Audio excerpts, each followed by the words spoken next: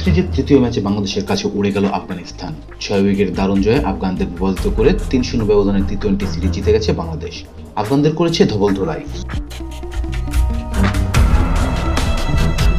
Asia cup থেকেই ব্যাটে সেভাবে রান নেই জাকির আলী অনিকের। লিটন দাসের অনুপস্থিতিতে দলের অধিনায়ক বনে গেছেন জাকির। তবে আফগানদের বিপক্ষে ভালো করতে পারেননি। কিপিং নিয়েও হয়েছেন সমালোচনা। তবে সমালোচনা প্রসঙ্গে মুখে কুলুপ এঁটেছিলেন জাকির।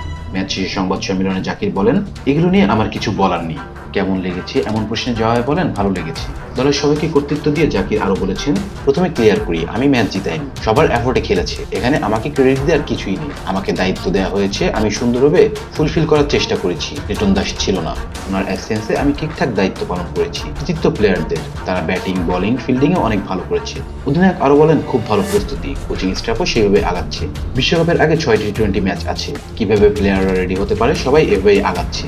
টি-20 সিরিজটা 3-0 ব্যবধানে জিতল বাংলাদেশ। 3 ম্যাচের ওয়ানডে সিরিজের প্রথম ম্যাচে আগামী 8 অক্টোবর মাঠে নামবে Bangladesh. Rezan Islam, B sports. Please subscribe our channel to get more information about Cricket World.